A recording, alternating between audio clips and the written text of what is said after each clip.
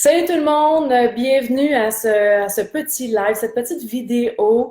Je vous présente Danielle Miron. Danielle Miron qui est thérapeute extraordinaire avec qui je travaille depuis des années, qui m'a aidé vraiment beaucoup dans ma vie sur tous les plans. Donc, Danielle est spécialiste en psychosomatique, dans tout ce qui est comportemental. Donc, ça lui permet de faire des liens entre tout ce qui est stress émotionnel et les malaises maladies. Donc, bienvenue, Danielle. Merci beaucoup, Guylaine. Super contente de t'accueillir. Ça fait plaisir d'être ici. Pour pouvoir aider les gens. Oui, super. Donc, j'ai plusieurs personnes que je rencontre, Danielle, qui me disent qu'ils mangent leurs émotions. J'aimerais ça aujourd'hui que tu nous expliques qu'est-ce qu'il y a en arrière de tout ça? Qu'est-ce qui fait que les gens mangent leurs émotions comme ça? Oui, alors, il y a différents types de nourriture. Il y a au niveau de la nourriture physique, évidemment, on mange nos 2, 3 repas par jour, peu importe. Mais encore plus important en fait, aussi important que la nourriture physique, c'est la nourriture spirituelle. Et puis, on sait bien qu'avec les années, avec les décennies, les êtres humains on a un peu basculé la religion par-dessus bord parce que vous savez pourquoi, il y a eu des exagérations, tout ça, puis on n'a pas vraiment le goût de participer, d'adhérer à ça. Mais ce qui est arrivé, on a un peu jeté le bébé avec l'eau du bain, si vous voulez, dans le sens où c'est comme si on a basculé la notion Dieu. Et à quelque part, en basculant cette notion Dieu, qu'on y croit, qu'on y croit pas, on a besoin d'une nourriture spirituelle. On a besoin de nourrir notre âme. On nourrit notre âme et on nourrit notre corps physique. Mais ce qui se produit quand on nourrit pas son âme, donc ce qui veut dire la nourriture spirituelle, et ça consiste à avoir une attitude juste, à ne pas se mettre dans le triangle émotionnel, victime, sauveur, persécuteur, tout ça.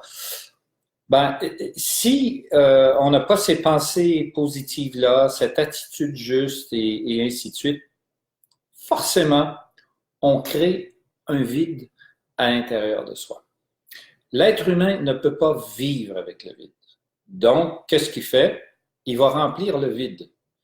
Mais s'il ne remplit pas avec la nourriture spirituelle, il va aller au frigo et il va grignoter, il va manger, il va avoir des trop grosses portions, il ne saura pas quand s'arrêter, et ainsi de suite. D'accord?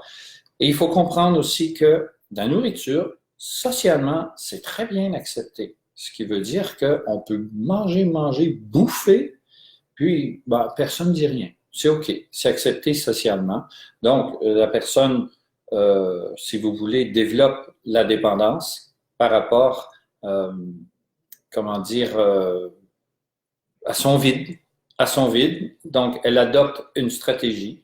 Puis la stratégie, c'est chercher à combler le vide avec la nourriture physique, mais en réalité, ce vide-là, il est spirituel. Alors, essayez pas de le combler par la nourriture parce que, éventuellement, vous allez développer des symptômes, des douleurs, des maladies. À la limite, allons-y, les cancers.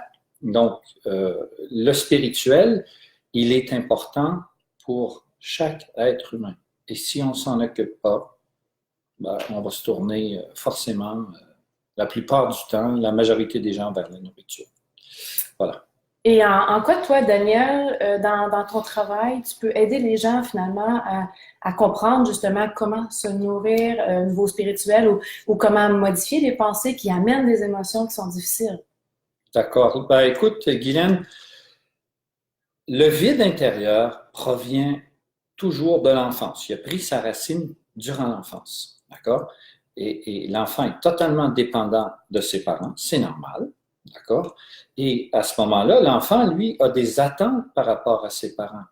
Il va faire un dessin, il va aller montrer ça à ses parents, puis il attend qu'on lui dise « Oh, comme t'es bon, comme t'es talentueux, comme t'es super, bravo, je t'encourage, continue. » Puis, je sais pas, moi, un des parents est préoccupé, puis il dit ouais, OK, c'est beau, c'est beau. Et le parent est en train d'écouter une émission de télé, puis il n'encourage pas son enfant. Et là, l'enfant se sent victime, il repart avec ça. Mais pas juste victime, c'est qu'il y a des jugements à propos de lui-même. Il se dit, ben voilà, je dessine pas bien, je suis pas bon, je suis pas intéressant, je suis pas important, et ainsi de suite. Et ça prend racine. Et les êtres humains transportent ceci dans leur vie d'adulte.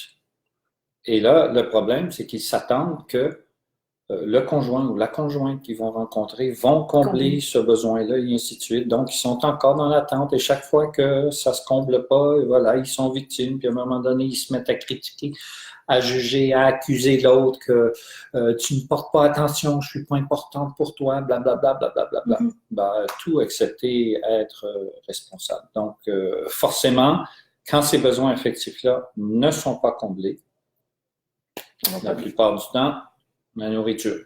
On va chercher à le combler avec la nourriture. OK. Donc, toi, dans ton travail, tu vas aider à la personne, finalement, à combler leurs besoins par eux-mêmes, si je comprends.